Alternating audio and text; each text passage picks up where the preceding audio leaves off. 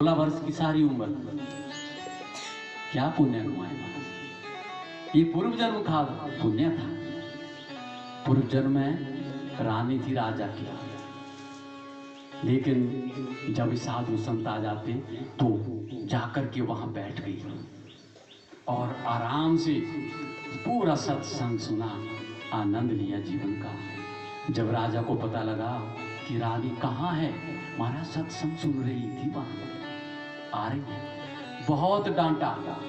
अरे रानी क्या कर रही हो, मर्यादा है हमारे राजाओं की, हम नहीं बैठते ऐसे साधारण प्राणियों जैसे। तो जाकर के सभा में बीच में बैठ गई आसन लेकर के। रानी ने कहा नहीं, भगवान की कथा तो ऐसे ही श्रवण करनी चाहिए, नीचे बैठ करके सुननी चाहिए। रानी ने कहा कि मैंने सुना है कि उच्च आसन पर बैठ करके कथा नहीं सुनते, पूरा पुण्य प्राप्त नहीं होता है, क्योंकि उच्च आसन पर बैठकर कि कृष्ण भगवान ने जब गीता ज्ञान दिया 18 दिन में सबको भेजने लगे आशीर्वाद, आयुष्मान भवः कल्याणम भवः, सबको जितने वहां थे भगवान प्रिय कृष्ण भगवान के प्यारे। जब आई बारी हनुमान जी की, कहा कि प्रेतो भवः, क्या कह दिया जी, प्रेत बन जा, प्रेतो भवः। हनुमान जी ने बोला प्रभु वैसा मत कहो, देखो मैं आपके रथ के ऊपर झंडे में बैठा रहा 18 दिन, आपकी पूरी मैंने सहायता की, बैठा रहा ऊपर, आपने मुझे प्रेत की संज्ञा दी। कहा कि हनुमान जी आपने मेरे से ऊपर श्लोकों की, ये जो पाठ हुआ है 700 श्लोकों का, ऊपर बैठ करके तूने कथा सुनी सी, प्रेत बनना पड़ेगा तो महाराज कैसे उद्धार होगा। तो प्रेत महाभाष्यम लिख्यताम तदा उद्धारम भविष्यति, प्रेत महाभाष्य लिखो और तुम्हारा उद्धार हो जाएगा। हनुमान जी ने स्वयं अपने हाथों से प्रेत महाभाष्य लिखा, उसके बाद उसका उद्धार हुआ। लेकिन कोई वृद्ध है, टांगों में दर्द हैं, बालक है, रोगी है, नीचे नहीं बैठ सकता, तो उनको आज्ञा है वो आसन लेकर के, वो थोड़ा सा कुर्सी इत्यादि का सहारा लेकर के बैठ सकते हैं। बोलिए बांके बिहारी लाल की, उमापति महादेव की। तो रानी को देखा, बहुत क्रोधित हुए। एक बार फिर हरिद्वार चले गए और देखा राजा की आंख पहली तरफ है और रानी बैठ गई सत्संग में।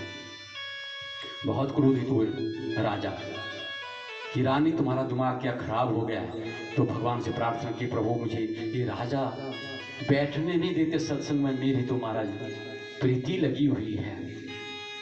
परमपिता परमात्मा से जाकर के स्नान करने लगी और डुबकी लगाई और चली गई, समा गई, अपना शरीर ही छोड़ दिया। तो पिछले जन्म का प्रभाव पुण्य, इस जन्म में महाराज जब भीलों के वहां जन्म ले लिया, 16 वर्ष की आयु, माता पिता बड़े प्रसन्न, कहते हैं अपनी बेटी की शादी हम बड़े धूमधाम से करेंगे। 100 बकरे इकट्ठे ही बांध दिए महाराज, खुले छोड़ दिए महाराज, गोड़ बोलते हैं जिसको ना, भैंस गाय बांधते हैं, उसमें छोड़ दिए। और भिलनी चली जाती है, ये क्या हो रहा है, बेचारे मैं बहुत चिल्ला रहे हैं सारे, घास किसी को नहीं। आकर के कहा माता जी ये क्या है, इनको कुछ डालिए, छोड़ दो जंगल में।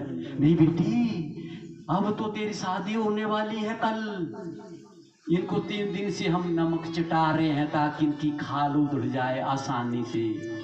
हाँ, तेरी शादी के लिए इकट्ठे किए हैं।